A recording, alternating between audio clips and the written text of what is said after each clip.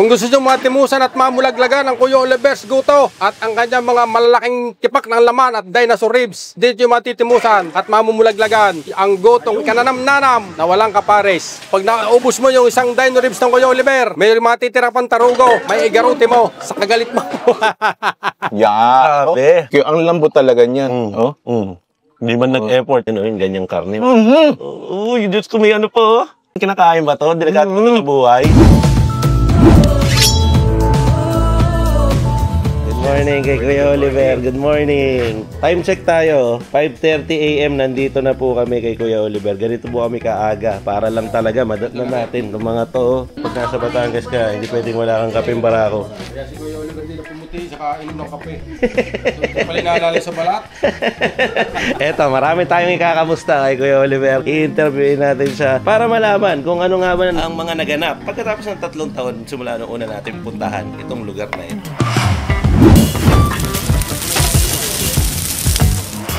Alam mo, Idol, nang pumunta ka nung una, bali 3 taon na nakalipas. Dati yung mga lamesa ko, yung mga sira-sira pang mga tagni-tagni. Ngayon, nakapagpagawa ko ng lamesa, saka yung bahay ko, na medyo na paganda-ganda ko naman ng konti, at saka medyo lumuang ang ating espasyo ng kainan. Nakakatuwa, medyo nag-improve. Mula nung mapuntahan ninyo, vlog nyo ako, ang nakakarating dito ay Davao, ating kabuong Kamaynilaan, Kabisayaan, halos lahat na sa buong Pilipinas. Bukod yun natating naggaling ibang bansa, talagang sinasadyan nila ito para lang makatimos ang gusto ni Kuya Oliver. Palibasa medyo humaba-haba na nga itong upuan natin, halos lahat ng pagkakarating nila dito, nabibigyan natin ng upuan. Nag-iintay man sila, hindi nakagising tagal nung dati. Ako nga po pala si Oliver sa Dili Marsigan, ang Kuya Oliver's Gotohan ng San Juan, Batangas. May nabago tayo na kagaya nung dinosaur. Dati nung una hindi pa natin napangalanan dinosaur noon Mas malaki, mas marami. Kaya nagkaroon ng pangalan dino ribs, kaya may mahabang buto. Yun ang hinahabol din ng karamihan ngayon. Kaso lang medyo tumaas ang konti yung ating presyo gawa ng ating tax naman para sa gobyerno.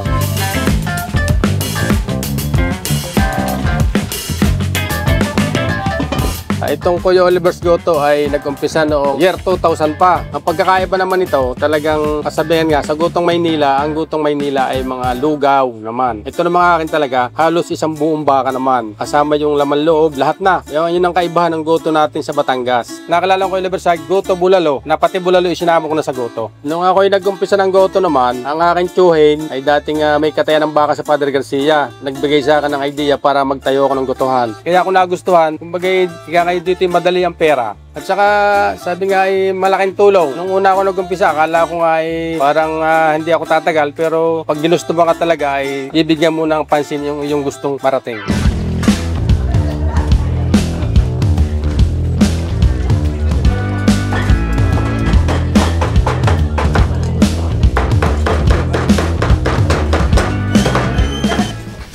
Panimpla mo, Kuya Oliver. Ito ang ating talaga. Pampakulay, no? Pampakulay kasama ko. Pampalapot. Pag kumapit yung asin niyan, kasama na yung kulay. Ito, iulog na. Matswete. Wala, sikreto. Yan ang sikretong malupit na hindi na sikreto ngayon. Hindi na sikreto. Sinabi mo eh. Pinakita mo yung sikreto. Pero hindi naman nila alam anong panimpla niyan bukod sa asin. Pero walang magic yan. Sabi daw, isang tamang magic sarap. Pero wala. Nasa nagtitimpla yan. Oo. Nasa ako pag may magic sarap yan. Masusing paglilinis ang number 1 diyan. Para yung ating goto ay masasabing walang anggo. Ang pagluluto naman yan, medyo may katagalan din. Depende sa gulang. Ang gulang ng baka minsan ay natagal ng hanggang 5 hanggang 4 na oras. Meron naman baka na 3 oras lang luto na. Hindi rin pare-pareho. Mapakaaga ang luto namin. Ako gigising ng 2:30. Prepare na si Kuya Oliver para makaluto at makapaglinis ang ating gotohin. Alas 7 naman ay pwede natin umpisa kainin. Siguro kaya nagustuhan nila Kuya Oliver. Yung mga siguro talagang masarap talaga. Dahil kung hindi sila babalik dito kung hindi masarap ang goto ni Kuya Oliver. Hanggat may napuntang tao, hanggat may narating na tao dito, hindi mananawa magluto si Kuya Oliver ng goto para sa mapakain ko yung mga taong napunta.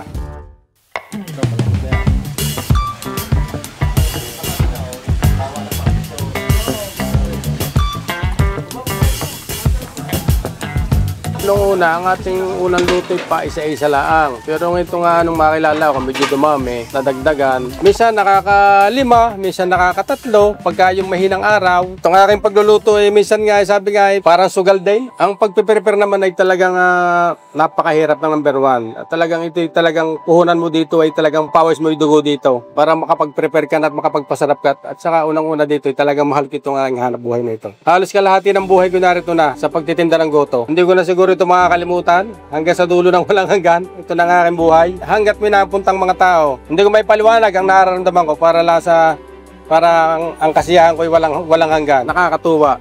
At sa dinami-dami ng tao, sa mga taga-malayo pa, ay talagang dinadayo nila ang goto ng Kuya Oliver. Kaya sabi ko, walang hanggan na ngayon pasasalamat, lalo na sa mga taong napunta rito at saka sa mga taong kagaya ninyo na nakagpakilala at tumulong sa akin para makilala ang Kuya Oliver's Goto. Nakaka-proud, talaga nakakatuwa. Pag kami nakikita ko sa man lugar, ay si Kuya Oliver, talagang galang na galang sila sa akin na hindi ko inaasahan sa pagkatao ko.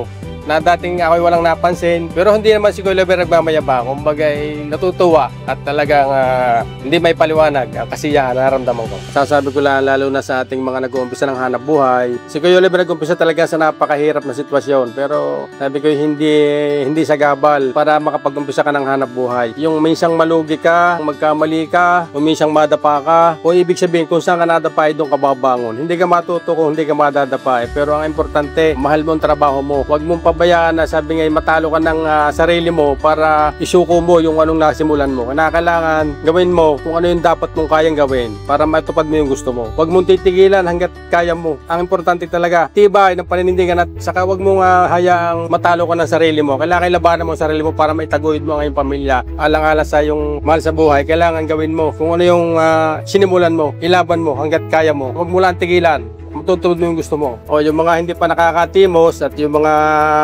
nakatimos na at napapabalik-balik na kay Kuya Oliver. Dito lang matatagpuan ng Kuya Oliver sa San Juan, Batangas, Barangay Mabalanoy. Pagdating mo ng San Juan, Batangas, hanapin ang Kuya Oliver kahit bata o matanda, itututuro ka kung saan ang location namin. Sa Google Map, makikita rin yan. O kung yung hindi pa natimos, sinsay na kayo din at lagi kayong katapong. Talaga namang manyaman, Kenny. Manta na mga Kabs! Timusan na natin na rin mga Kabs. At welcome dito sa San Juan, Batangas para tikman ang pinakasikat na yata na gotohan dito. Yan, Jason. Ito, legit yan, no? Pinakasikat talaga, hindi lang sa Batangas, kundi sa buong Pilipinas. Oo nga eh. At kahit buong mundo. At syempre, kapag dito sa Batangas, kailangan may lokal kang kasama. Yun. At sinamahan tayo ni Jason Recinto kay Kuya Oliver. No, magtatampo naman ako kung hindi mo ako isasama. Parang lang, magkasama kami Pampanga, di ba? Oo. Ngayon kahit hindi na co-host, makikitigim na lang. Pero ang laki nito, no? Ang in-order natin dito ay isang malahiganting goto. Oo. Anong twist niyan? Ito yung pinauso ni Kuya Oliver eh. Ginawa niyang goto bulalo, tapos nagkaroon na ng ribs. Yung buto-buto niyan, yung utak ng bulalo, yun ang nagpapalasa dyan. Bali ito yung Dino Ribs Bulalo na may bat and balls. Tapos lahat ng turo-turo lang tayo kanina eh. Para pati Kaya utak meron eh. customize talaga to. Oo. Utak, bituka, bat and balls, and ano pa. Oo. Galing na kami dito 3 years ago. Oo. Noong panahon na yun, wala pang ganito, yung ganito kalalaki. Daming pinagbago simula nung nung huli kang nandito. Oo. Kaya nga nasabik ako eh, nung nakikita ko sa mga vlog ni Jason. At nakamusta mo si Kuya Oliver mula nung Ang haba po ng aming kwentuhan at marami pa tayong pag-uusapan. Tikman muna natin paano ba natin ito babanatan sa unang tikim. Ayan, siguro bawasan muna natin ng para... Ano ba yan? Sabaw muna. Oo, sabaw muna. Okay. Bigyan kita ng sabaw nito to. Classic to. Ay. Rule number 3 to pag mainit. Oo. Cheers Yun. tayo. Oo nga. Yun. Magandang umaga sa'yo, Jason. Morning. Sa sabaw na yun. Oo. Good morning, Cubs Nation. Yung aga ng gising natin, dito na buhay yung mga natin, diwa natin Sa ibang gotong Batangas na natitikman ko, hindi ganito yung may yung parang ganito, yung ceiling green. Oo, yun. Iyan yung isa pa niyang pinahuso. Oo. Saka lasa mo yung pagkabulalo niya ng konti, no? Ang lasa ng baka, no? Oo.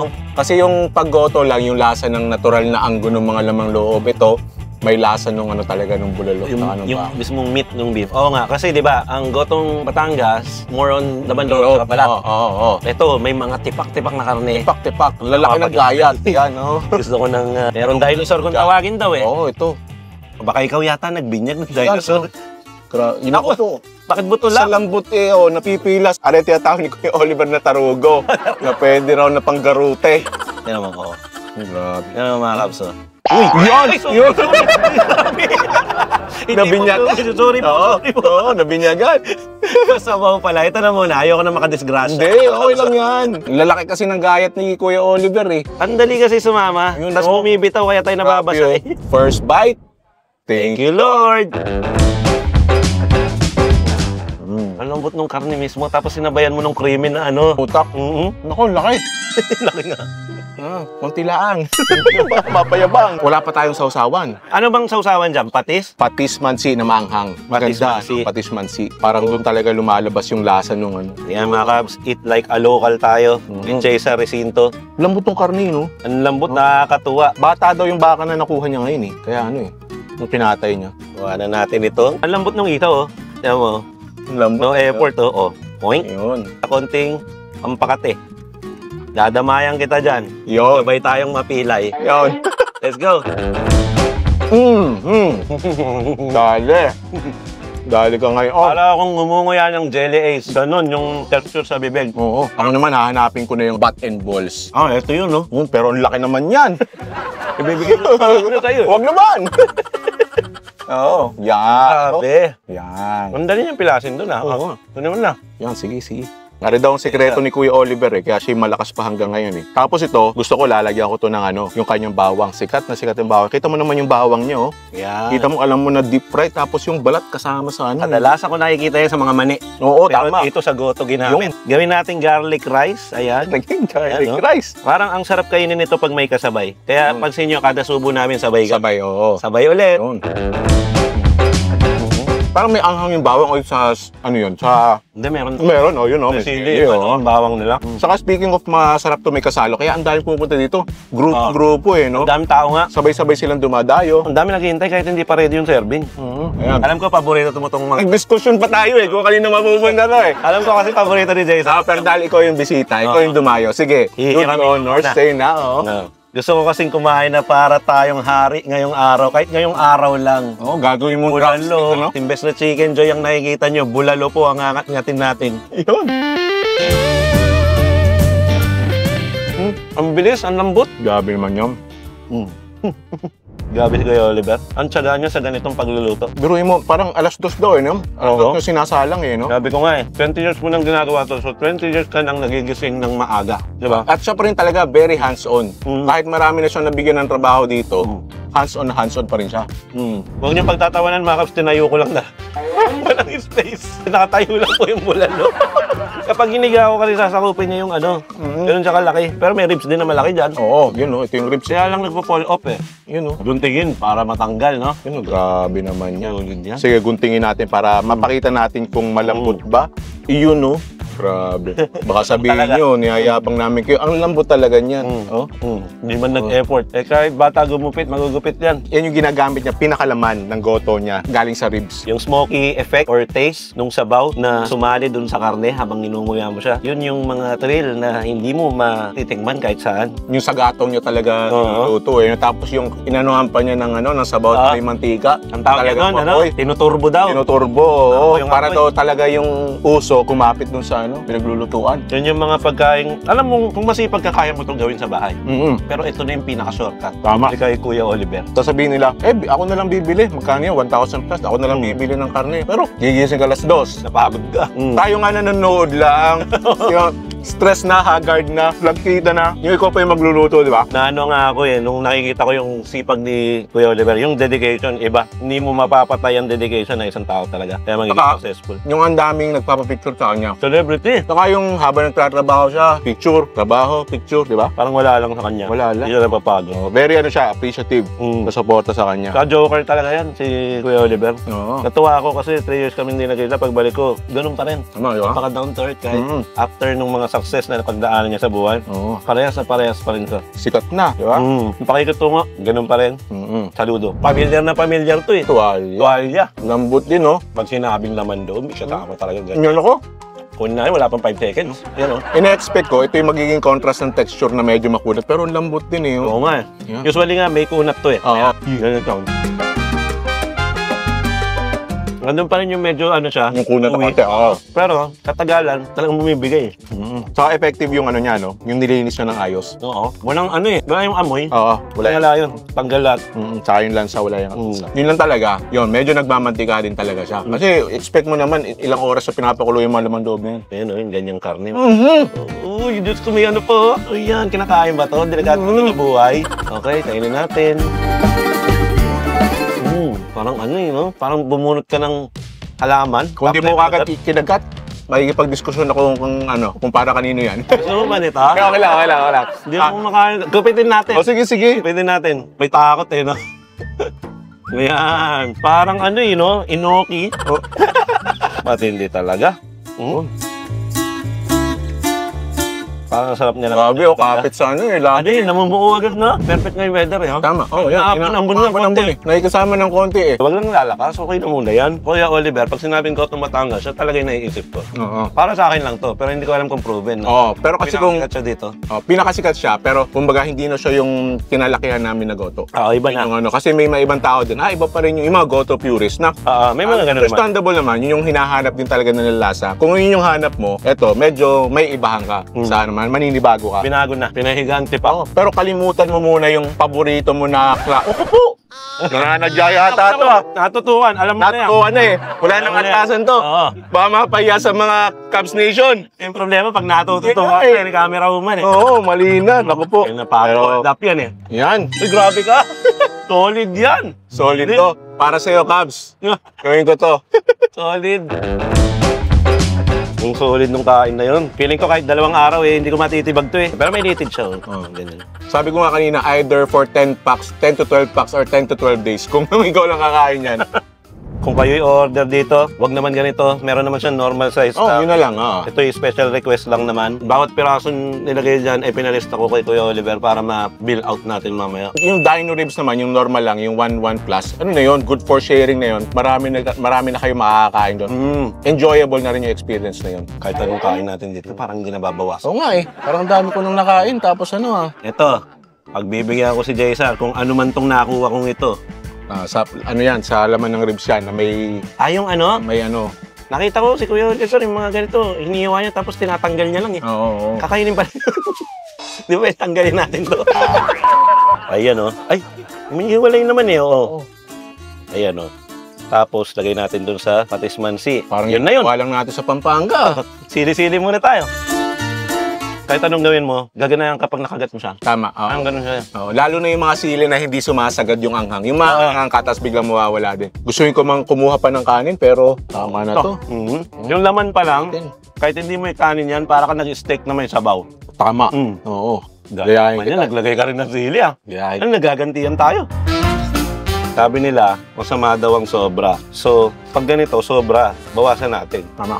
Yan. Lapitin natin konti. Kaya sa kutsara natin, wala nang sausawan, wala nang kanin, ito na yun. Dito talaga ako nag-enjoy bro sa sabaw. Sabaw. Bukod sa nakakatakam na kasi yung itsura niya dahil sa kulay, yung aroma niya, yung smoky flavor niya, tsaka yung mga nilagay niya. Tapos ang comforting na pag hinigop mo. Masasabi mong beef soup talaga siya dahil nga dun sa lasa ng karne. Saka sinabi niya, walang dyan, walang halong chemical, natural lang eh. Wala daw kahit anong magic yan. Natural na pampasarap sa akin, talagang katas ng baka, ng mga buto-buto, ng loob, ng laman. Kaya bakang-baka ang lasa. Ang sekreto dito, matagal na pagpapakulo, tsaga at sipag. Sobrang nag-enjoy ako dito. Pero hindi lang naman to ang pinuntahan natin nung pumunta ako dito. Meron kayong mapapanood dun sa isa, yung Hub Chess Channel. Kaya tingin nyo, hindi namin ito inubos kasi may mga pinuntahan pa tayo. Ito yung mapapanood nyo sa Team Kalnas ngayon. Pinapanood nyo. Pero pagkatapos nito, mga ilang araw lang, malay mo sabay sila, makikita naman sa Hub Chess Channel. Tsaka sa JSR Recinto. Yun! Meron din yan. Meron din. May mga video din na ginawa. Ayan. As always, JSR, maraming salamat sa palagi mong pagbibigay ng time sa amin, especially pagka pumupunta kami dito. Kahit malayo ka sa San Juan, matagal po ang biyahe, lipat to sa San Juan, binibigay niya po ang kanyang oras. Kaya maraming salamat, Cubs Nation. Palakpakan para kay JSR Recinto. Salamat. Sana naman, sulit ang dayo mo. Sulit na sulit at hindi lang to, malay mo in the future, katulad nga ng pinag-usapan natin, neutral crowd tayo. Pinag-usapan natin yan. Marami pa tayong aabangan na JSR Canlas. JSR Canlas, hindi ko kanina pinagsama na tayo. Yun, si JSR Canlas. Si JSR Canlas. JSR Canlas. Ibig sabihin, pumatok yung ano natin, pumatok yung una nating collab eh, no? First bite, manyamang gili. Yun, no? So, yun. Make sense din yun, no? Thank you, no, sa lahat na Salamat sa amin at nanonood kay Jason. Maraming salamat sa inyo at natutuwa kayo sa mga palabas. At syempre, thank you sa mga itinuro ni Jason na mga kainan dahil natuwa kayo doon. On behalf of Cub Station, thank you, Jason. Thank you din. Ayan, continue supporting small businesses, lalo na yung mga pinipicture ko sa page ko, saka sa, syempre, sa Team Canlas, saka sa Cubs Chess. Thank you. Ayan, at salamat lagi sa suporta. At kung ano, kayo napapaibig, subscribe na rin kayo sa channel ko, Jayza Recinto. Ayan. Ayan, at abangan nyo ang aming bonus clip. Meron kaming pupuntahan, isali ko na rin dito sa Team Canlas TV. Gusto ko mapanood nyo yun. Sana umabot kayo hanggang bonus clip. So hanggang dito na lang kasi medyo maambon na po, no? Baka lumakas ang aming sa pwesto dito yung ulan. Ako po, si Cubs Chess. Ako naman, si Jayza Recinto. At ito po ang Team Canlas TV na lagi magsasabi at magpapaalala sa inyo na huwag nyong kakalimutan at palagi nyong tatandaan. Ang haba pala ng outro ko. Gawa tayo ng rule number 2 by Chow Food Crawl. No? Yun. Dami natin pala dito mga vlogger. Ayan, cheers tayo. Rule number 2. Rule number 2. Naubos ko, 0 naman yun eh. Talaga namang kainaman Dines sa Kuya Oliver's Kotohan. at manyaman. Kenny. Alright, bye. Bye. Peace out. Alright, Batangas, si Jason Recinto. Maraming salamat Cubs kay Chess. Aisha. Mrs. Recinto. Yun, no? Chow Food Thank you Crawl. naman, Chow Food Crawl. And the Team Canlas crew. Yun. With camera woman at the back. Baka hinahanap niya, nandiyan po sa likod. Siya pa rin ang nagkakamera. Ayan, tinutukan na. Maraming salamat sa inyo. Siguro patakip natin sa lokal na si Jason Canlas. Yun, Jayza Canlas. Ano ba ako? Anak? Kapatid? Ama? Aking bagong kapatid. Takpan mo na yan, bro. Yun, Let's oh. go. Takpan mo na.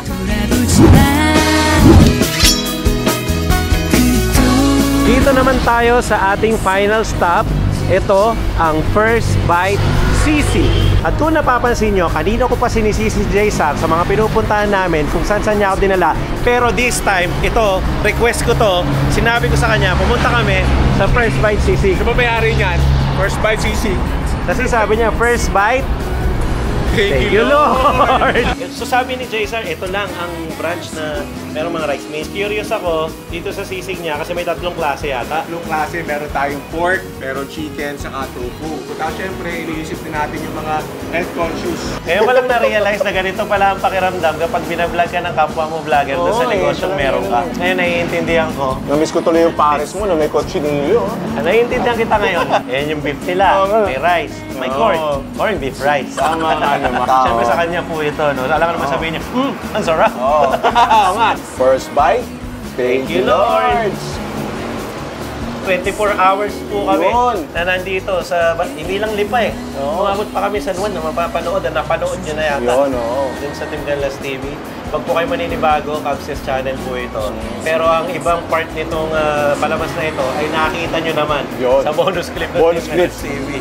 Kung hindi ko man naisabay ng pag-upload, ay kasalanan ko po yun. Pasensya na po. Okay lang yun. Nabing sila. If vlogger na, business owner ba?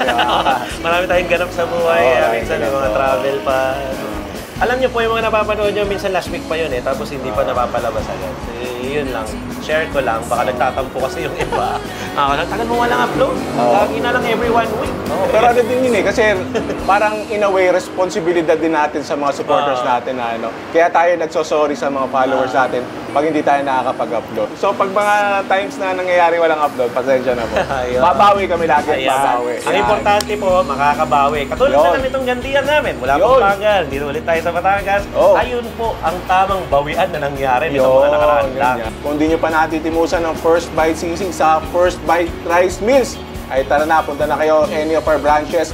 Meron kaming, para sa First Bite Sisig namin, meron kaming Shell Tambayan, tabi ng Medics. Meron kami sa Parkway Square, tabi ng Lasal.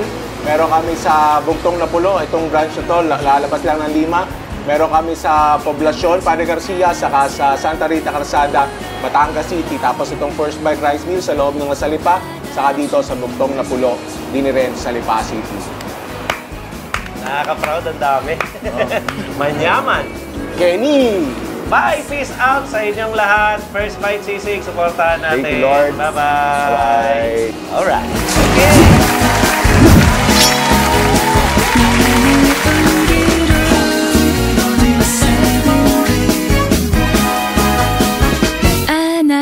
내게